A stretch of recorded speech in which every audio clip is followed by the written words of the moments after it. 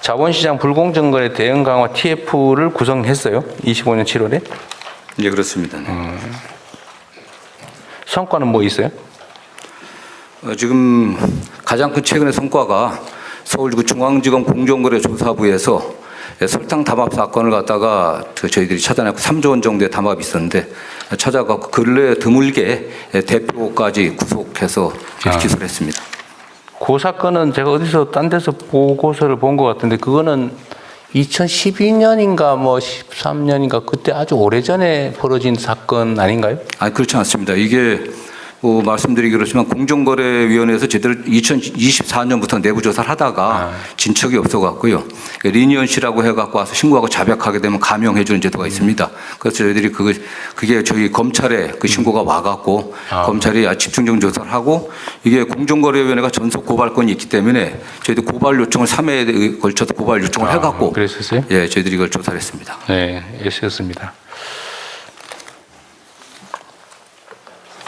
대통령 추가로 좀 설명을 드리겠습니다. 아까 말씀하신 그 금융당국과의 TF 활동을 통해서는 크게 봤을 때 3가지 정도의 성과들을 거두었습니다. 그 회의 자체는 최근에 일단 6차 회의까지 종료를 했고 가장 큰 거는 그 불공정거래 범죄가 어쨌든 신속하게 조사가 되어야 되는데 그 부분에 있어가지고 금융당국에서 강제적인 행정조사를 할 수 있도록 하는 행정영장 제도를 도입을 해서 금융위원회 쪽하고 저희하고 해서 실제로도 그 강제적인 처분을 통해 가지고 조사 기간을 최대한 좀 축소할 수 있는 그런 방향의 성과가 좀 있었고요. 그 다음에 이제 그 소위 말해서 주가 조작 원금에 해당되는 것들을 뭐 수출싱할 수 있는 제도 자체는 도입이 돼 있었는데 이 부분에 대해 가지고 그동안에 판례도 아직 형성이 안 돼 있고 해가지고 그 부분은 어떻게, 그러니까 예컨대 주가 조작에 직접 사용된 돈이 아니라 누구한테 갖고 온 돈이라든가 여러 돈이 섞여 있었을 때의 어떤 대응 방안들에 대해서 그 금융 쪽 당국 쪽하고의 그 대응 논리들을 만들어서 현재 어떻게 할지에 대한 그 방향성들을 잡았고요. 마지막으로는 그 지금 양형 기준을 양형위원회 쪽에 이야기를 해서 올해 하반기에 그 상당 부분 반영을 한 부분이 있습니다. 예. 네.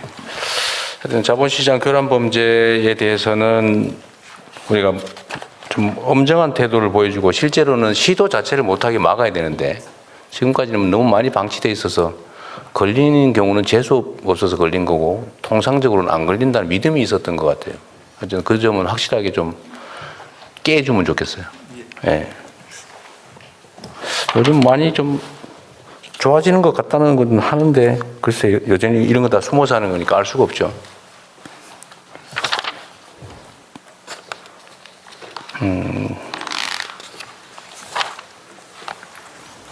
그리고 여기 경제 형벌 어쩌고 저쩌고 있어서 그러는데 전에 초코파이 1,000원짜리 이런 건 왜 기소한 거예요? 이번 계기가 저희들한테도 이게 어떤 경미한 범죄에 대해서 어떻게 하는지를 좀 돌아보는 계기가 됐던 것 같습니다. 지금 말씀하신 부분에 대해서 왜라고 했을 때 답변을 할 수 있는 부분은 굳이 따지자면 그 사건에서 이제 피해자에 해당되는 회사가 있지 않습니까? 회사에서 굉장히 이제 강한 처벌 희망의 의사를 표시를 했었고 그 부분이 이제 뭐 화해나 이런 것들 없이 끝까지 가다 보니까 기소가 이루어졌는데 이 결국 지금 아시다시피 이제 상고 포기하면서 사건은 종료가 됐습니다. 근데 그 과정에서 보면 결국 국민의 눈높이에 맞는 정도의 공소권을 행사하는 그 부분에 대한 고민이 이번 기회를 통해 가지고 좀 됐던 것 같고 저희들도 관련돼 가지고 앞으로 경미한 범죄에 대해서 어떻게 할지 이 부분에 대한 지침을 좀 마련하는 중입니다.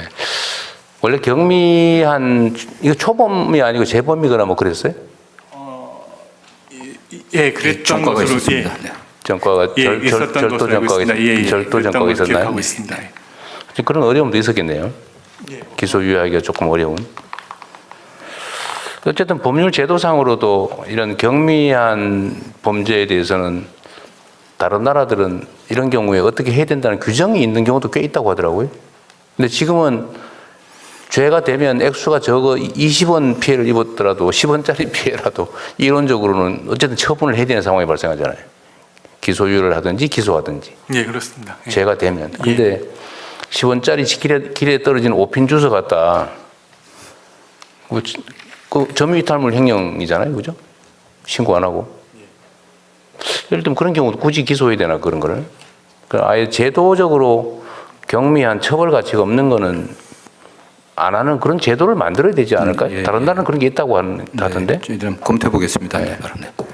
그게 너무 일선 검사들 입장에서는 이거 죄가 되는데 기소유예 하려니까 전에 뭘 한 기록도 있고 하면 혹시 문책당할까 싶어서 그냥 기소해버리고 이럴 수도 있죠.